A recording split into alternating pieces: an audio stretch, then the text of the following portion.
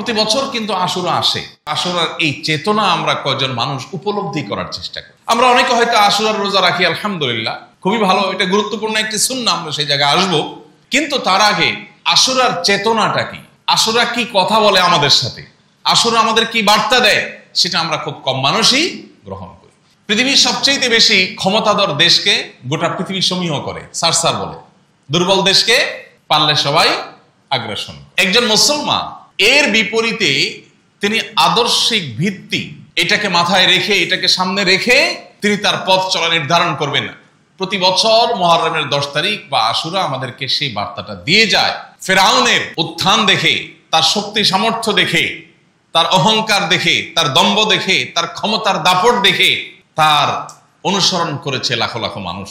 কিন্তু আল্লাহ তাআলা তাকে নির্মম ভাবে, সকরুণ ভাবে পানিতে নিমজ্জিত করে তার অনুসারীদেরকে সহ সলিল সমাধি করেছেন। শুধু করেছেন তা নয়, কোরআনে আল্লাহ বলেছেন, ওয়াকাযালিকা নুনাজ্জিকা বিবাদানিকা লিতাকুনা লিমান খালফাকা আয়া।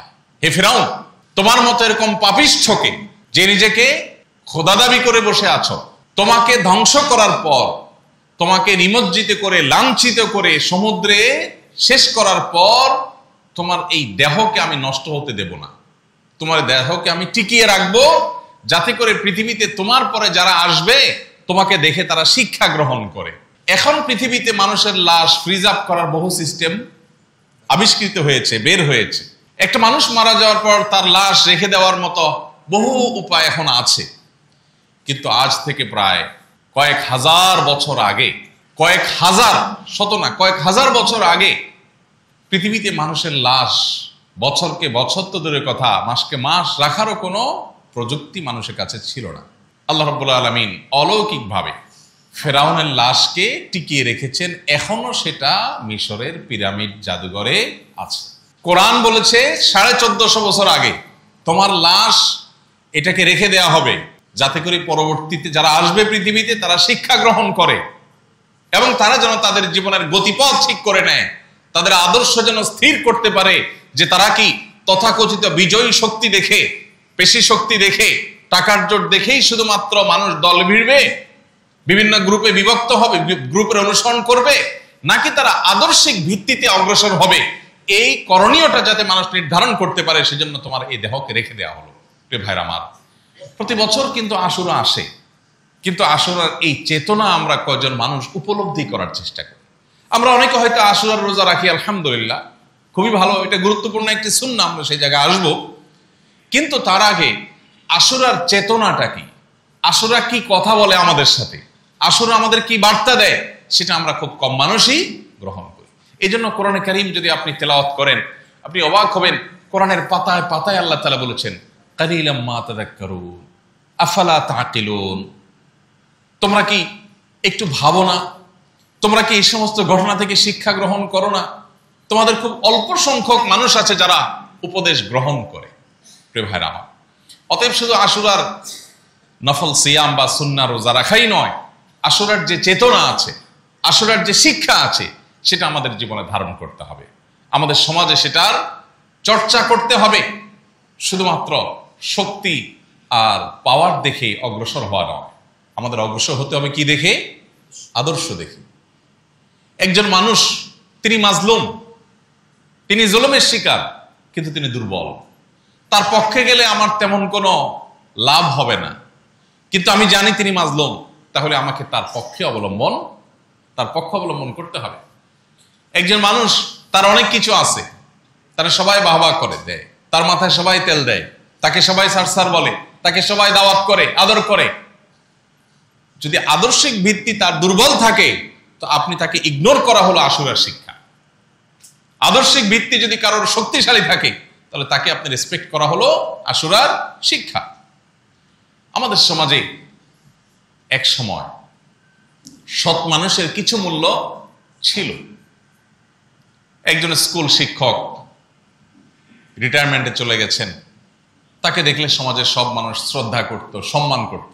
এখন এই সমস্ত সৎ মানুষের কোনো খাওয়া এই সমাজে নেই। বিশাল বাড়ি করেছেন, বিশাল অট্টালিকা করেছেন, অনেক ব্যাংক ব্যালেন্স করেছেন, অনেক ব্যবসা বাণিজ্য করেছেন, সবাই আপনাকে বলবে বাহ বাহ মাশাআল্লাহ। কিন্তু আপনি কিছু করতে পারেন নাই। সরকারি অনেক বড় কর্মকর্তা ছিলেন, যেহেতু 2 নম্বর টাকা কামাই করেন নাই, সৎ ছিলেন, এই জন্য কিছুই করতে পারেন নাই। কোন রকম একটা মাথা গোজার ঠাঁই আছে হয়তো, আপনাকে কেউ দাম দিবে না, পাত্তা দিবে না। আপনি পাওয়ারে আছেন, সবাই আপনাকে জি হুজুর করবে, পাওয়ারে নাই, আপনারা কেউ বেল দিবে না। এটা একটা অসুস্থ সমাজের চিত্র। এই জন্য এই সমাজ থেকে ভালো মানুষ তৈরি হয় না। প্রত্যেকটা মানুষ দিন দিন অনেক বেশি অপরাধ প্রবণ, অনেক বেশি অন্যায়ের দিকে অগ্রসর হয়ে উঠছে, কারণ সত্যের কোনো মর্যাদা মূল্য এই সমাজে নাই। অথচ আল্লাহ রাব্বুল আলামিন মানব ইতিহাসের শুরু থেকে আজও পর্যন্ত সব ক্ষেত্রেই চূড়ান্ত এবং শেষ বিজয় দিয়েছেন সত্যকে, হককে, আর চূড়ান্ত এবং আসল পরাজয় আল্লাহ তাআলা দিয়েছেন বাতিল এবং অসত্যকে। অতএব আমাদেরকে এই শিক্ষাটা, আশুরার এই শিক্ষাটাকে সবসময় ধারণ করতে হবে। আশুরার সর্বশেষ ঘটনা, মুহররমের 10 তারিখের ইসলামের ইতিহাসের সবচেয়ে বড় ঘটনা যেটি কারবালায় ঘটেছে, সেই ঘটনাকেও যদি আমরা অ্যানালাইসিস করি, আপাত দৃষ্টিতে ইয়াজিদ বা তার অনুসারীরা হয়তো মনে করেছে যে তারা বিজয়ী হয়ে গেছে। হোসাইন রাদিয়াল্লাহু তাআলা আনহু সপরিবারে নির্মমভাবে শাহাদাত বরণ করেছেন। বাহ্যিক দৃষ্টিকোণ থেকে মনে হচ্ছে যে তারা পরাজিত হয়ে গেছেন, আর ইয়াজিদ বা তার বাহিনীরা জয়ী হয়ে গেছে, তাদের ক্ষমতা পাকাপোক্ত করতে পেরেছে, তাদের পথের কাঁটা দূর করতে পেরেছে। বাহ্যিক দৃষ্টিকোণ থেকে সেটাই মনে হয়েছে, তাই না? কিন্তু বাস্তবতা কি? আজ তার খুনিরা গোটা পৃথিবীর প্রান্তে প্রান্তরে সবার কাছে ধিক্কৃত, আর হোসাইন রাদিয়াল্লাহু তাআলা আনহু আজ গোটা পৃথিবীতে সমাদৃত। হোসাইন রাদিয়াল্লাহু তাআলা আনহু সঠিক আদর্শের উপরে থাকার কারণে, অন্যায়ের বিরুদ্ধে বলিষ্ঠ অবস্থান নেওয়ার কারণে, নিজের জীবন পরিবার সবকিছুকে বিসর্জন দেওয়ার কারণে আজ তিনি মরেও অমর হয়ে আছেন। আর তখন সাময়িক বিজয় পাওয়া ইয়াজিদ এবং তার বাহিনীরা আজ সারা পৃথিবীর মানুষের কাছে চিরঘৃণিত হয়ে আছে। এ ভাইরা আমার, এই জন্য পৃথিবীর বহু বিজয়ের পেছনে লুকায়িত থাকে অনেক পরাজয়, আবার অনেক পরাজয়ের পেছনে লুকায়িত থাকে অনেক বিজয়ের আনন্দময় ইতিহাস। এই জন্য ইমানদার বাহ্যিক জয় পরাজয়ের চাইতে তার আদর্শিক অবস্থানকে সবচেয়ে বেশি গুরুত্ব আরোপ করবে। এটাই হলো মুহররমের 10 তারিখ বা আশুরার অন্যতম বড় একটা শিক্ষা। আল্লাহ তাআলা আমাদেরকে সেই শিক্ষাকে ধারণ করার, গ্রহণ করার, চর্চা করার তৌফিক দান করুন। আবু হুরায়রা রাদিয়াল্লাহু আনহু বর্ণিত বুখারী মুসলিমের হাদিসে নবী করিম সাল্লাল্লাহু আলাইহি সাল্লাম থেকে বর্ণিত হয়েছে যে তিনি যখন মদিনায় এসেছেন, মদিনায় আগমন করার পর মদিনার ইহুদিরা প্রিয় নবী সাল্লাল্লাহু আলাইহি সাল্লাম আগমনের পর দেখতে পেলেন যে তারা আশুরার দিনটিতে বিশেষ গুরুত্বের সাথে রোজা রাখে। তখন তিনি তাদেরকে এই দিনের রোজা রাখার বিশেষ গুরুত্বারোপের কারণ জানতে চাইলেন, যে তোমরা এই দিনে কেন বিশেষভাবে রোজা রাখো? তখন তারা বলল যে এটা এমন একটা দিন, যে হাদা ইয়াউমুন আযীম, এটা একটা বিশাল বড় দিন। নাজ্জাল্লাহু ফীহি মূসা ওয়া কওমাহ ওয়া গাররাকা ফিরআউনা ওয়া কওমাহ ফাসামাহু মূসা শুকরান ফানাহনু নাসুম। তারা বলল যে এই দিনটি একটা বিশাল ফজিলতপূর্ণ দিন, কারণ এই দিনে আল্লাহ তাআলা মূসা আলাইহিস সালাম এবং তার অনুসারীদেরকে অলৌকিকভাবে পানির পথ অতিক্রম করবার তৌফিক দিয়ে তাদেরকে মুক্তি দান করেছেন, আর একই নদে আল্লাহ তাআলা ফেরাউনকে এবং তার অনুসারীদেরকে ডুবিয়ে শেষ করে দিয়েছেন। এই যে আল্লাহ তাআলা সত্যের বিজয় এবং বাতিলের পরাজয়ের এই ঐতিহাসিক ঘটনার সৃষ্টি করেছেন, সেজন্য আল্লাহর কাছে শুকরিয়া আদায় করে মূসা আলাইহিস সালাম রোজা রেখেছেন। আমরাও তার অনুকরণে, তার অনুসরণে রোজা রাখি। তখন নবী করিম সাল্লাল্লাহু আলাইহি ওয়াসাল্লাম বলেছেন, ফানাহনু আহাক্কু বিমূসা মিনকুম ফাসামাহু রাসূলুল্লাহ সাল্লাল্লাহু আলাইহি ওয়াসাল্লাম ওয়া আমারা বিসিয়ামি। এরপর নবী সাল্লাল্লাহু আলাইহি ওয়াসাল্লাম বললেন, তোমরা মূসা আলাইহিস সালামের অনুসরণের ব্যাপারে যতটা সিরিয়াস, বা মূসা আলাইহিস সালামের অনুসারী দাবিদার হিসাবে তোমরা যতটা সত্যিকারের অনুসারী, আমরা তার চেয়ে বেশি। সো আমরা এই দিনটিকে আরো বিশেষ গুরুত্বের সাথে রোজা রাখবো। এরপর নবী সাল্লাল্লাহু আলাইহি ওয়াসাল্লাম এদিন রোজা রাখলেন। এই ঘটনা কম বেশি আমরা সবাই জানি, ইতিপূর্বে আমরা হয়তো অনেকেই বারবার শুনেছি। এর বাইরেও আশুরার এই দিনটিতে, মুহররমের এই দিনটিতে ঐতিহাসিক অনেক ঘটনা ঘটেছে। এর মধ্যে অনেক ঘটনা বিভিন্ন বর্ণনায় উঠে এসেছে, সেগুলো বিশুদ্ধ সূত্রে বর্ণিত হয়েছে। আবার অনেক ঘটনা বিশুদ্ধ সূত্রে বর্ণিত হয়নি, সেগুলোর বর্ণনা নিয়ে নানান আপত্তি আছে। এই দিনের সর্বশেষ ইসলামের ইতিহাসের বড় ঘটনা হলো 61 হিজরিতে কারবালার ময়দানে ঘটে যাওয়া ঘটনা, যেখানে প্রিয় নবী সাল্লাল্লাহু আলাইহি সাল্লামের প্রিয় কলিজার টুকরা দৌহিত্র হোসেন রাদিয়াল্লাহু তাআলা আনহু সপরিবারে ইয়াজিদের মতো নিষ্ঠুর, জালেম, পাপিষ্ঠ, খুনি এবং তার অনুসারীদের হাতে নির্মমভাবে শাহাদাত বরণ করেছে। অর্থাৎ যেই দিনটি আসলে ঐতিহাসিকভাবে একটি আনন্দের দিন ছিল, একটি বিজয়ের দিন ছিল, নবী সাল্লাল্লাহু আলাইহি সাল্লামের দুনিয়া থেকে বিয়োগের পর 61 হিজরি সনে ইরাকের কারবালা নামক জায়গায় সেই দিনটিতে একটি বেদনাদায়ক ঘটনাও ঘটে গেছে। অর্থাৎ একটা ঐতিহাসিক বিজয় দিনে একটি বেদনাবিদুর ঘটনাও ঘটে গেছে। এ হলো মুহররম এর 10 তারিখ তথা আশুরার একেবারে সংক্ষিপ্ত তাৎপর্যের কারণ। কারবালার এই ঘটনা যেটি 61 হিজরি সনে ঘটেছে, এই ঘটনার কারণে গোটা পৃথিবীতে এমন কোনো মুসলমান থাকতে পারে না যে মুসলমান ব্যথিত নয়, যে মুসলমানের হৃদয়ে রক্তক্ষরণ হওয়ার কথা নয়।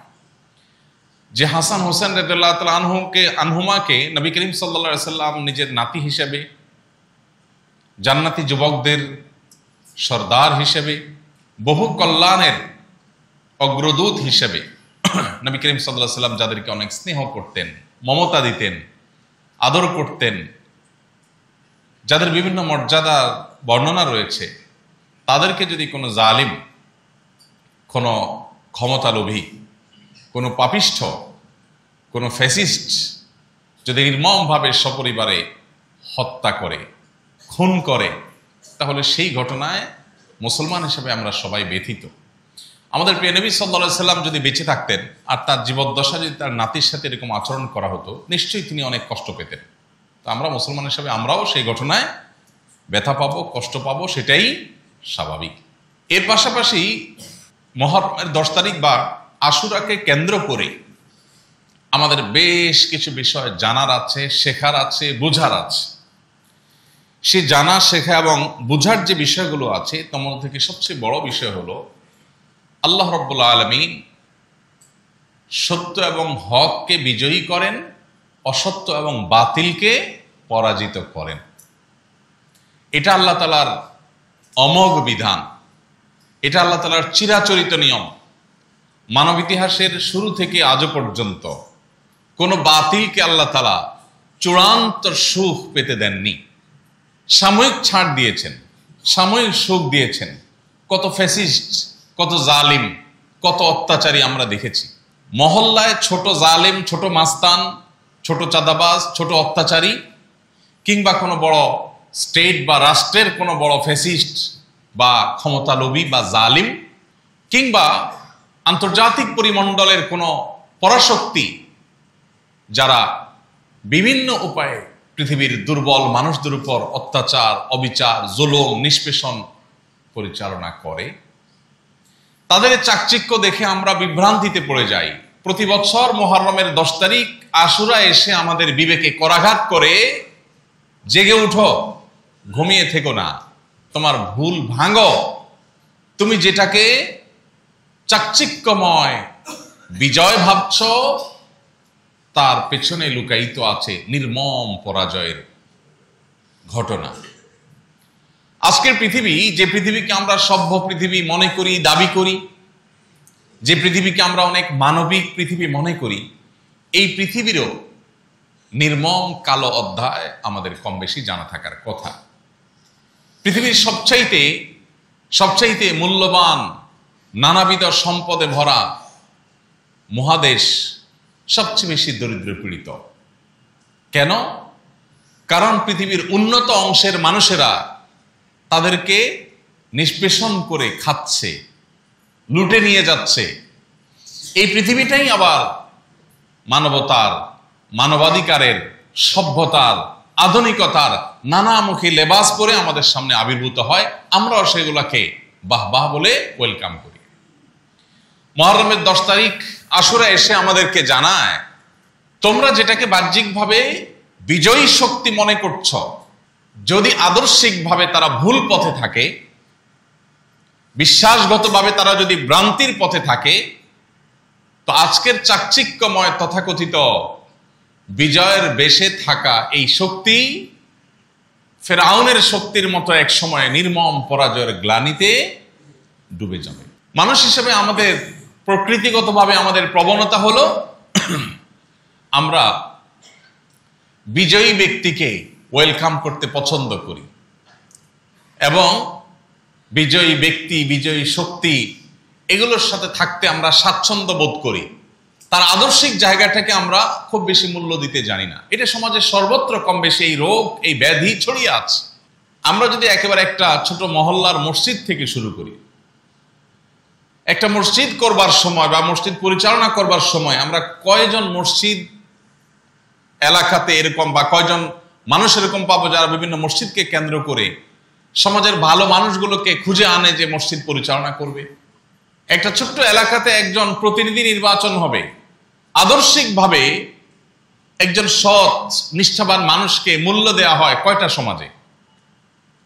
আপনি দেখবেন ভালো মানুষের ভাত নাই। ভালো মানুষের ভাত নাই। কেন ভাত নাই? কারণ তার শক্তি নেই, কারণ তার টাকা নেই, কারণ তার পাওয়ার নেই। মানুষ তাকে রেসপেক্ট করে না। মুহররমকে কেন্দ্র করে, মুহররমের 10 তারিখকে কেন্দ্র করে, আশুরার দিনকে কেন্দ্র করে আমাদের যে করণীয় আছে, আমাদের যে বর্জনীয় আছে, সে বিষয়গুলোর দিকে আমরা একটু যাই।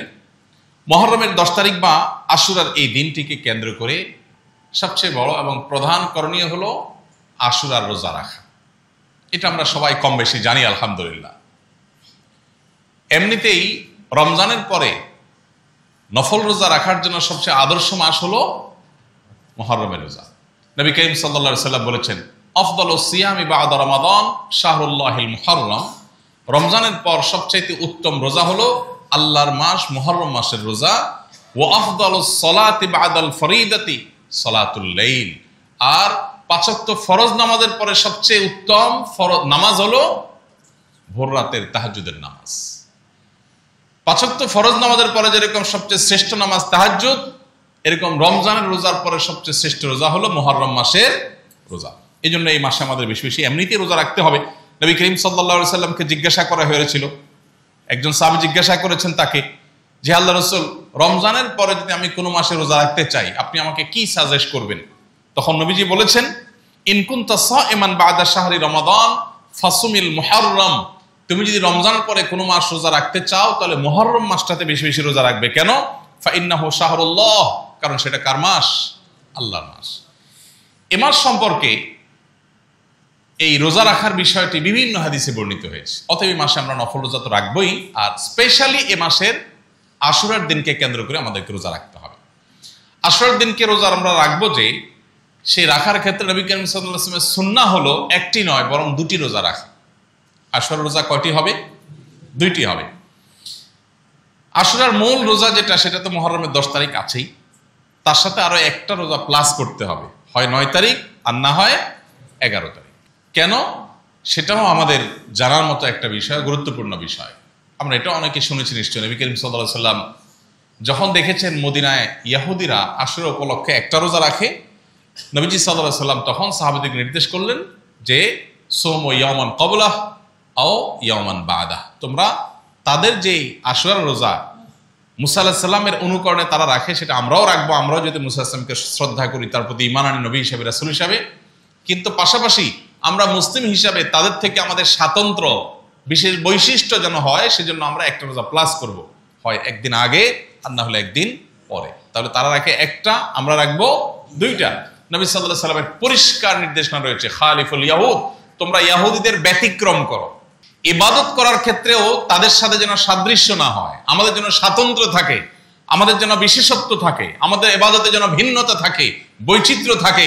সেজন্য নবী সাল্লাল্লাহু আলাইহি সাল্লাম যেখানে নির্দেশ করেছেন, আজকে সেখানে ইবাদত তো অনেক পরের বিষয়, জাগতিক বিষয় পর্যন্ত আমরা তাদের অন্ধ অনুকরণ করছি। তারা যে শিক্ষাক্রম, তারা যে পাঠ্যক্রম, তারা যে আপনার সভ্যতা, তারা যে কালচার আর কৃষ্টি দিচ্ছে, ওইটাকে আমরা গোগ্রাসে গিলছি। ওদের কাছ থেকে যদি আপাত দৃষ্টিতে একেবারে চকচকা ভালো কিছু আমরা পাই, সেটাকেও মুসলমান হিসেবে আমাদের পরখ করে দেখতে হবে এবং সেটার মধ্যে আমাদের বিকল্প কোনো পথ খুঁজে বের করার চেষ্টা আমাদের করতে হবে। আজ আমরা তাদের অন্ধ অনুকরণ করছি, ইহুদি খ্রিস্টানদের অন্ধ অনুকরণে আমরা শেষ হয়ে যাচ্ছি। তো রোজার ক্ষেত্রে নবী সাল্লাল্লাহু আলাইহি ওয়াসাল্লাম যেখানে তাদের থেকে পার্থক্য রাখতে বলেছেন, তাদের ব্যতিক্রম করতে বলেছেন, সেখানে জাগতিক বিষয়ে, দুনিয়াবী বিষয়ে তাদের অনুসরণ করা কত বেশি ভয়াবহ হতে পারে। এই জন্য আমাদের সর্বপ্রথম করণীয় হবে আশুরার রোজা রাখা। আশুরার রোজার 3টা স্তর আছে। তার আগে আশুরার রোজার মর্যাদা সম্পর্কে আরেকটু আমরা বলি। হাদিসটা আমরা শুনেছি, আবু কাতাদা রাদিয়াল্লাহু আনহু যিনি বর্ণনা করেছেন, সহিহ মুসলিম রয়েছে। নবী সাল্লাল্লাহু আলাইহি ওয়াসাল্লাম বলেছেন, সিয়াম ইয়াউমি আশুরা আহতাসিবু আলাল্লাহি আন ইউকাফিরা সানাতাল্লাতী ক্বাবলা।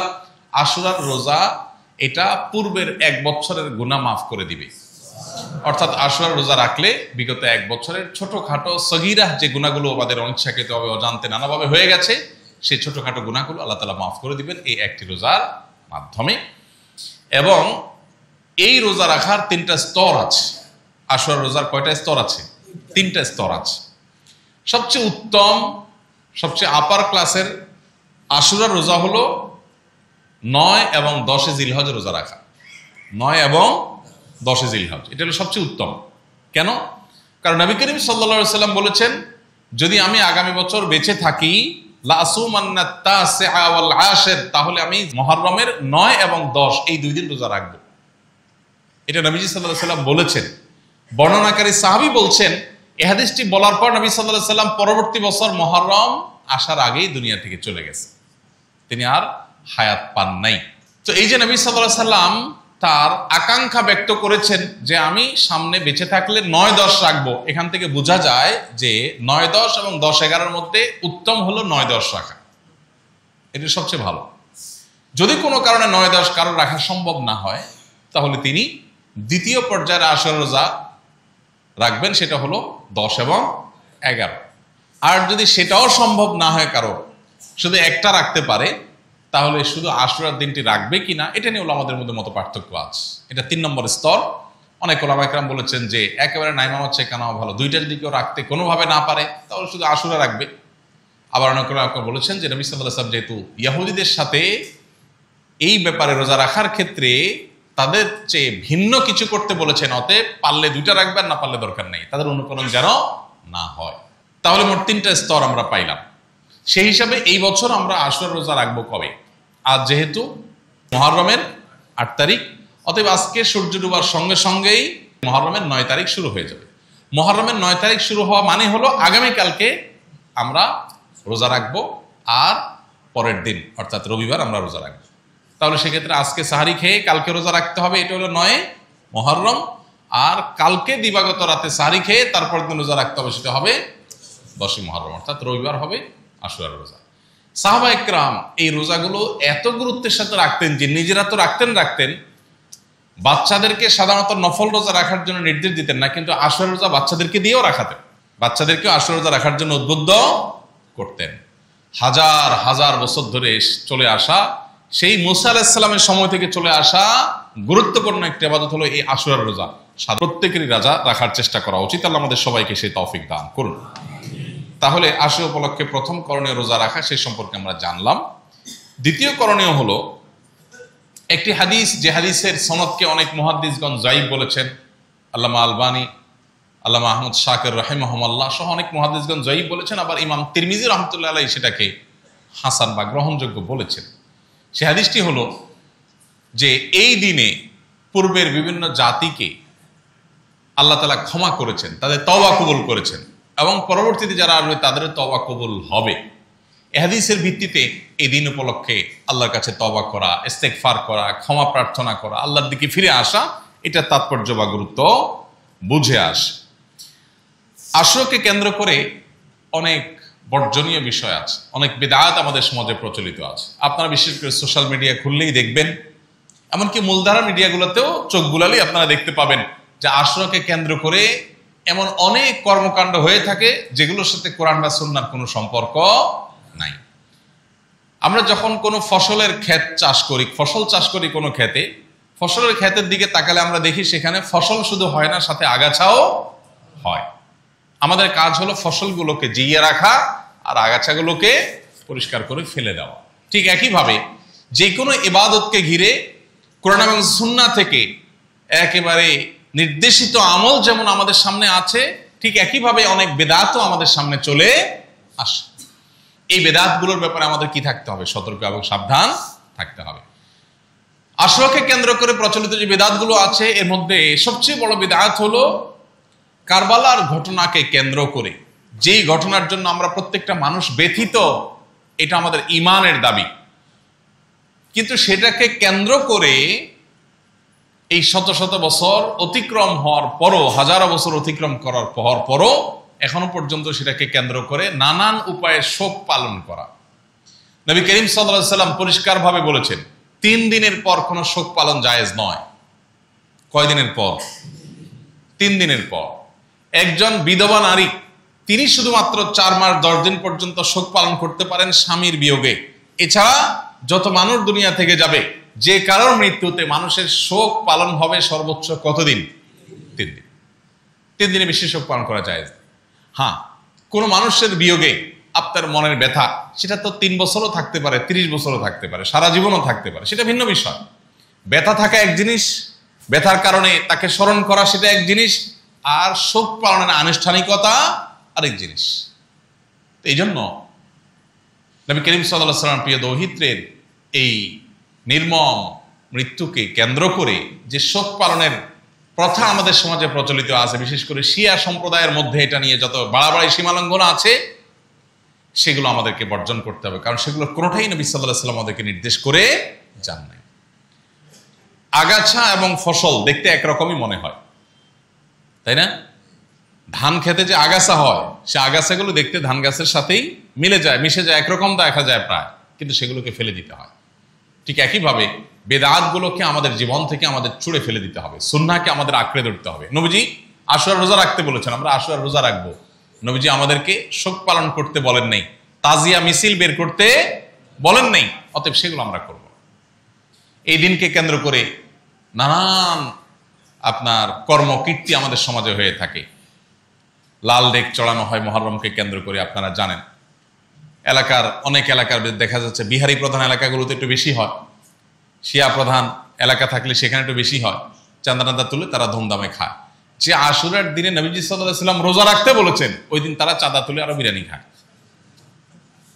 তাহলে এটা যে ভুল কাজ, এটা বোঝার জন্য পণ্ডিত হওয়ার দরকার নাই, কমন সেন্স থাকলে যথেষ্ট। যেখানে আশুরার দিনে নবী সাল্লাল্লাহু আলাইহি ওয়াসাল্লাম রোজা রাখতে বলেছেন, তারা ওই দিন আরো চাঁদা তুলে লাল ডেক বসায়া বিরিয়ানি খায়, বিতরণ করে, তবরক বিতরণ করে। দেখবেন তো এগুলোর সাথে ইসলামের কোনো সম্পর্ক নেই। অনেকে দেখবেন হোসেন রাদিয়াল্লাহু আনহু শহীদ হয়েছেন, সেজন্য নিজের শরীরকে নিজে আঘাত করে, বাচ্চাদের শরীরকে আঘাত করে, রক্তাক্ত করে। শিয়াদের এই সমস্ত অপসংস্কৃতি, তাদের সমস্ত বেদাত এবং ভুল কাজ, এগুলো যাতে কোনোভাবে আমাদেরকে স্পর্শ না করে। এর বাইরে আশুরাকে কেন্দ্র করে আর নানাবিধ বেদাত আছে, কুসংস্কার আছে, সেগুলো সম্পর্কে আমাদের সচেতন সতর্ক থাকতে হবে। আর ইবাদত যেগুলো আছে সেগুলো আমাদেরকে ধারণ করতে হবে। ইবাদত এবং বেদাত সম্পর্কিত ধারণা আমাদের একেবারে পরিষ্কার থাকতে হবে। আল্লাহর কাছে কিয়ামতের ময়দানে ইবাদত গ্রহণযোগ্য হবে, বেদাত কখনো গ্রহণযোগ্য হবে না। অতএব দেখতে ইবাদত মনে হলেও কোরআন হাদিসে যদি প্রুফ না থাকে, তাহলে সেটা আমরা কখনো ধারণ করব না, গ্রহণ করব না। আল্লাহ রাব্বুল আলামিন আমাদের সবাইকে আশুরার প্রকৃত শিক্ষা, আশুরার প্রকৃত চেতনা, সেটিকে আমাদেরকে ধারণ করার তৌফিক দান করুন। আমরা যেন সবসময় হক এবং সত্যের সাথে থাকি। সে হক এবং সত্য যদি দুর্বল হয়, যদি বাহ্যিকভাবে পরাজিত হয়, দুর্বল হয়, তারপরও আমি হকের সাথেই থাকবো, সত্যের সাথেই থাকবো। আর অসত্য, বাতিল, ভুল পথ, সেটা যত শক্তিশালী হোক, আমি তার সাথে থাকবো না। এই অবস্থানটা যদি আমরা পরিষ্কার করতে পারি, তাহলে শুধুমাত্র ওই মূসা আলাইহিস সালামের মতো বিজয়ী হব না, হোসেন রাদিয়াল্লাহু তাআলার মতো অমরই হব না। ইনশাআল্লাহ আখিরাতের অনন্ত অসীমকালের সুখ স্বাচ্ছন্দ্য এবং সেখানকার সাফল্য নির্ভর করে এটার উপরে, সেটা আমাদের জন্য অপেক্ষা করবে যদি আমরা আমাদের আদর্শিক জায়গাটাকে পরিষ্কার করতে পারি। আল্লাহ আমাদের সবাইকে সে তৌফিক দান করুন। স্রোত এবং গড্ডালিকার যে প্রবাহ, সেটার বিপরীতে আদর্শের উপরে চলা, এই মানসিকতা আজ পৃথিবীতে বড় বিরল হয়ে গেছে। আছে সমাজে আলহামদুলিল্লাহ অনেক মানুষ আছে আদর্শবান, নীতিবান, তারা স্রোতের তালে গা ভাসায় না, তারা স্রোতের বিপরীতে চলে। সবাই একদিকে, কিন্তু তার বিবেক বলছে না এটা ভুল পথ, সে যায় না সেদিকে। এই যে স্বল্প সংখ্যক মানুষ, এরাই কিন্তু জান্নাতি হবে। জান্নাত কিন্তু মূল ধারার মূল স্রোতের মানুষ জান্নাতে যাবে না। জান্নাতে যাওয়ার সংখ্যা কম, জাহান্নামে যাওয়া মানুষের সংখ্যা বেশি। সমাজের সবাই একদিক ছুটে, আপনিও সেদিকে ছুটছেন, আদর্শ দেখা দেখি নাই, তাহলে আপনি ভুল পথে আছেন। আপনাকে ভাবতে হবে আমি যা করতে যাচ্ছি, যা করছি সেটা আসলে সঠিক কিনা। অতএব আসলের এই চেতনাকে আসুন জীবনে বারবার আমরা ধারণ করি, আমরা এটাকে গবেষণা করি, এটা নিয়ে ভাবি এবং এটাকে আমাদের জীবনে চলার পথের জন্য নির্দেশনা হিসাবে গ্রহণ করি। আল্লাহ আমাকে আপনাকে আমাদের সবাইকে তৌফিক দান করুন। আর আশুরার রোজা আমরা এটা কেন যেন মিস না করি, যাদের রাখার সামর্থ্য আছে সবাই রাখার চেষ্টা করি। আস-সুন্নাহ ফাউন্ডেশন, উম্মার স্বার্থে সুন্নাহর সাথে।